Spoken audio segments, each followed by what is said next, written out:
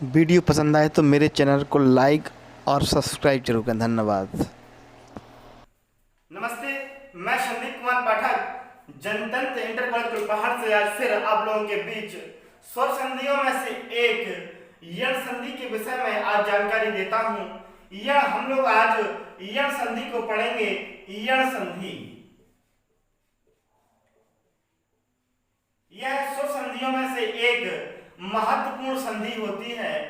यण संधि यण संधि का सूत्र इको यणचि होता है, अर्थात इकः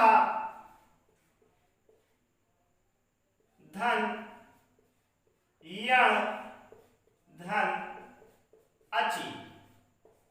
यहां देखिए, जो एकः शब्द है यह एक प्रत्याहार का षष्ठी विभक्ति यण, यह यण प्रत्याहार है, और अचि यह अच प्रत्याहार का सप्तमी विभक्ति का शब्द है। अर्थात एक का यण कर देते हैं, अच परे रहते हैं। एक क्या है? एक के अंतर्गत ई उ रिरी लिरी यह चार स्वर्ण वर्ण आते हैं, ई उ रिरी और लिरी। इसी प्रकार से यण के अंतर्गत या वा रा ला यह चार व्यंजन वर्ण आते हैं।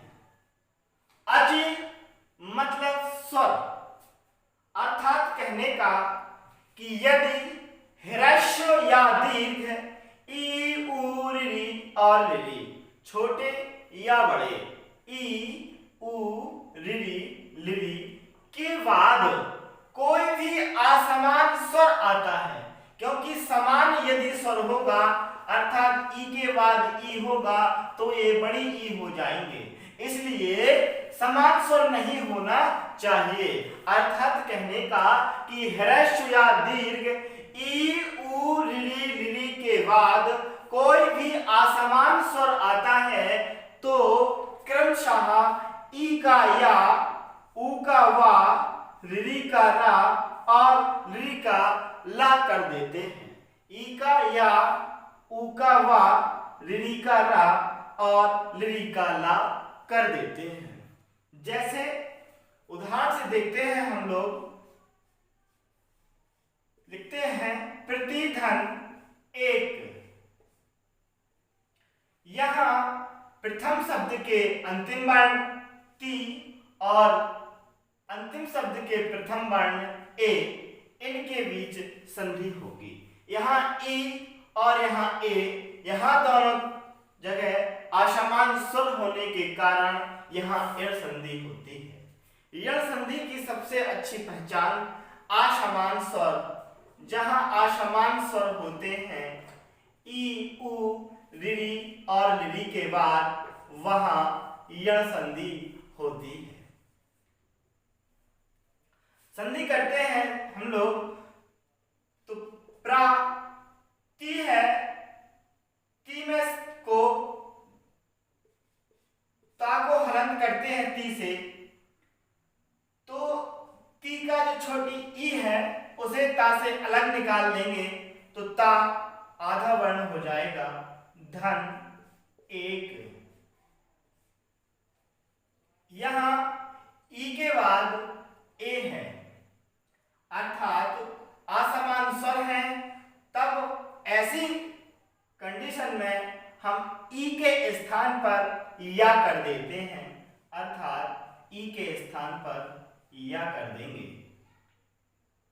धन प्रत, इस शब्द को जम को त्यों उतारेंगे, धन एक, इसे भी जम को त्यों उतार देंगे। अब इन्हें हम जब जोड़ेंगे तो प्रा ता हलंत है, अर्थात इसमें कोई स्वर नहीं है, यह आधा वर्ण है। या भी हलंत है, यह भी आधा वर्ण है। इसके बाद ए स्वर है, तब ता के बाद कोई स्वर ना होने के कारण ता को आधा ही लिखेंगे।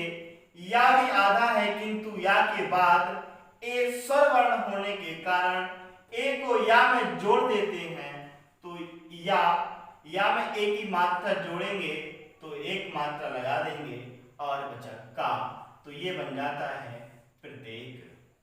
अर्थात ई के स्थान पर या कर देते हैं, ऊ के स्थान पर वा कर देते हैं, रीढ़ी के स्थान पर रा कर देते हैं और लीढ़ी के स्थान पर ला कर देते हैं। इसी प्रकार से हम लोग दूसरे उदाहरण को देखते हैं।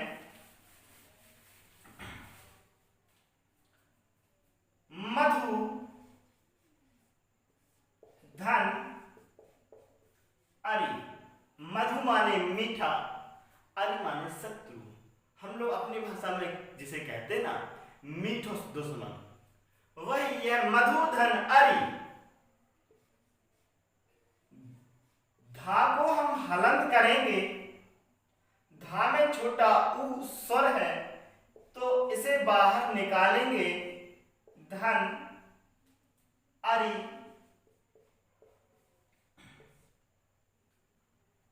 ऊ के बाद आ, यहां आ समान स्वर है, इसीलिए ऊ के स्थान पर व कर देंगे। धन यहां अरि, धन यहां मधु। अब हम देखते हैं कि धा हलंत है किंतु कोई स्वर नहीं है, वा हलंत है और पीछे छोटा आ स्वर है। जब इनको जोड़ते हैं, मां धा हलंत है, इसके बाद कोई स्वर नहीं है, इसीलिए आधा धा, वा के बाद स्वर आ है, छोटा आ वा में जुड़ जाएगा, वा पूर्ण हो जाएगा, छोटी री बची, छोटी री को बाद में लिख देंगे और इन्हें जोड़ देंगे।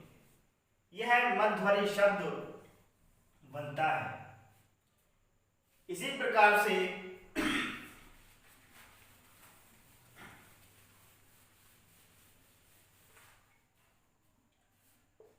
मातृ धन आज्ञा। मां ता को हलंत करेंगे तो त्रि में से जो ऋणी है उसको बाहर निकाल देंगे। आज्ञा, ऋणी के बाद आ समान स्वर होने के कारण ऋणी का रा कर देंगे। धन आज्ञा, धन मात। इनको जोड़ते हैं तो मां आधा ता है, कोई स्वर नहीं है, आधा ता, रा भी आधा है, आधा रा, बड़ा आ है, बड़ा आ और ज्ञा, यह मात्रा ज्ञा बन जाता है, क्योंकि ता और रा मिलके त्रा बन जाते हैं। ता और रा मिलके त्रा बनते हैं। जिस प्रकार से का और सा मिलके छा बन जाते हैं, उसी प्रकार से जा और या मिलके ज्ञा बन जाते हैं। इसी प्रकार एक और उदाहरण से समझते हैं।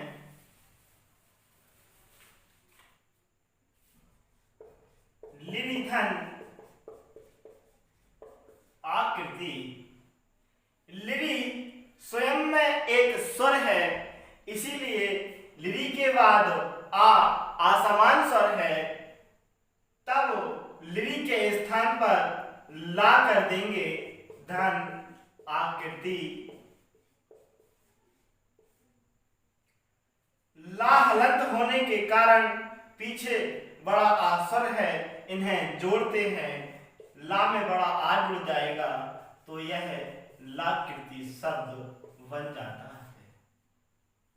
इसी प्रकार से कल हम अयादी संधि के विषय में चर्चा करेंगे।